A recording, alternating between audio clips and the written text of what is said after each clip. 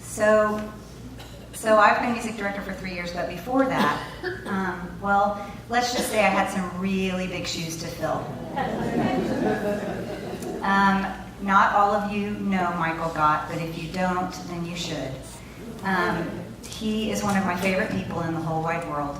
He has been a mentor to me, a very good friend. He's been a minister and practitioner to me. He's been everything. And Micheal, when I sing with you, there's just nothing like it. So, just saying. And Micheal has since moved on. He moved to Reno, and then he moved to Houston, and he's in Houston right now, but we invited him to come tonight so that he could say a few words and be the presence that he is here on this platform that he spent so much time being the presence that he is before.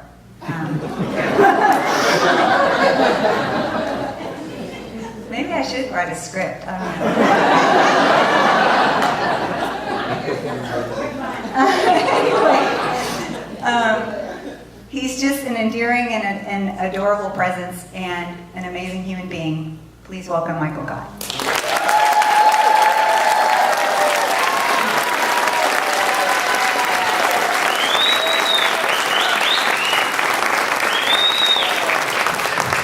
Thank you.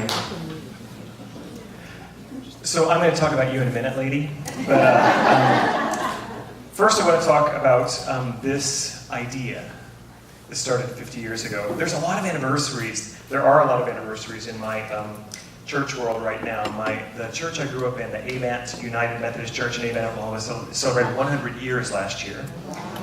The Reno Church is also celebrating 50 years. And Unity Houston celebrated 90 years a couple of years ago. So I've really been thinking about what is this, because no one who started this is here tonight. No one. But we're here. And I was talking to John before tonight's festivities, and I said it's like a river. You know, that saying, you can't step in the same river twice. The banks of this river are the ideas taught by our own Ernest Holmes, that we can be transformed into that which we already are, which is the presence, the life, the love of God. And that idea has been flowing through all of us for 50 years. 50 years. So I did the math. I've been here for over a third of the life of this church, and it feels only right that I could come in tonight to be a part of this. As I said when I was here in June, you are in my DNA, and I feel that I am in the DNA of this church. So, what I wanted to talk about, and I know I'm going to keep it short, I promise, just a couple minutes, that I found my voice here. This afternoon I was at the gym, and I was watching, what's that movie with Kevin Costner, Dances with Wolves? And the Mary McDonald character, she was the one that was raised by the Sioux, and she hadn't spoken English in decades, and she's speaking, they're trying to get her to translate, and she's searching for words. And I think she won the Oscar for that, or she was nominated. It was an amazing performance. I was just watching her search for her voice.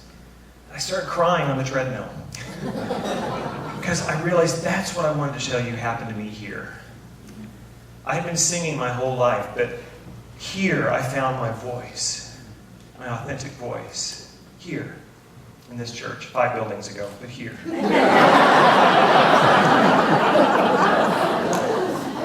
there came a point when I couldn't say everything that my authentic voice wanted to say in a song. And then Reverend Dr. Petra said, "Are you ready to speak?" That was 10 years ago, 2 buildings ago. And I gave my first talk. And I told Petra, I said, and I just love the opportunity to stand in front of a room of people and remind you how incredible you are, how beautiful, irreplaceable, unique expressions of this one perfect life. And I told Petra, I said, I think I really only have one talk. My talk is just to say, I know who you are. She smiled and said, you're going to need a couple more.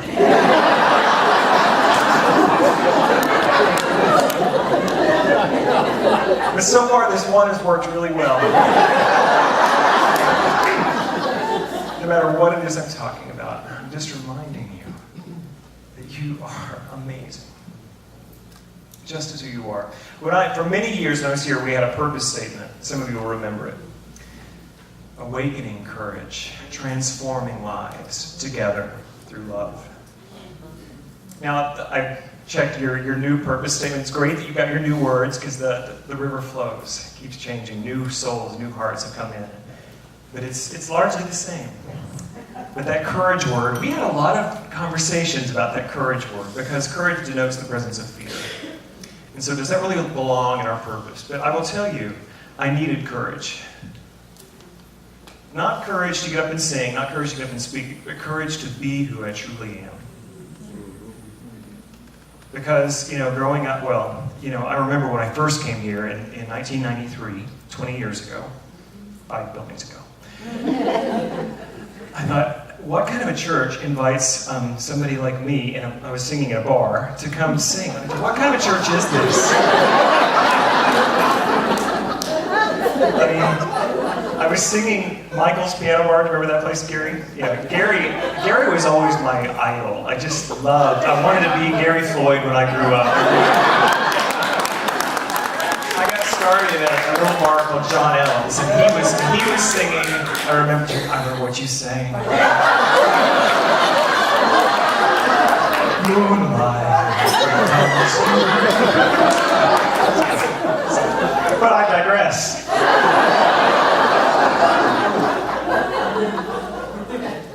What is it that you saw in me that I couldn't see in myself? That there was something. You told me that, even you have a place, you have a voice, you have something to say and something to give. So the last thing I want to leave you with is this idea of giving and receiving. I've been looking for a new word.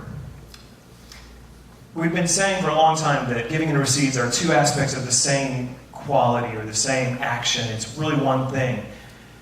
That's really become real for me this last couple of years, the last 15 months, actually. There's a little baby who has come into my life. And when I hold her, right now she's in a real squirmy stage, but when I hold her and she locks eyes with me, and she does know the word dad, just to be sure. And I look at photographs of the two of us together, and I look at that and I say, who's giving and who's receiving? Who's giving and who's receiving? Can you see it's the same thing? We're sharing this flow of love that is moving between us. That's what I want to ask you to become aware of as those who are currently here. You're being asked to receive and give here. To receive and give that which you already are. The truth of your being. The truth of your gift. So, you, my dear beloved Petra Wallace,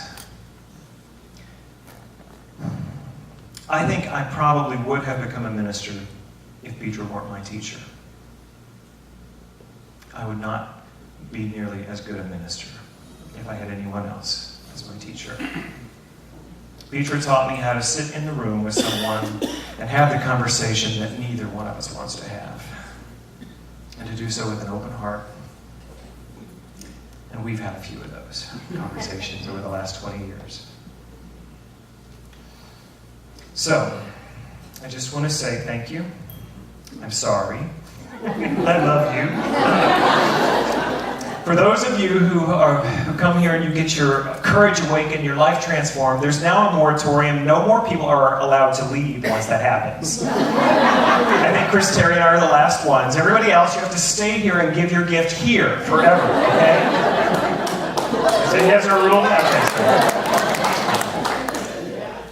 But this is an amazing place, and I will always, always want to be a part of it and I'm getting closer. I don't know if you noticed that, but I've gone from Reno to Houston. I do have to be at church in the morning, so I'm driving home. I won't be sticking around for the party. I just want you to know I'll hug as many as I can, but I gotta hit the road.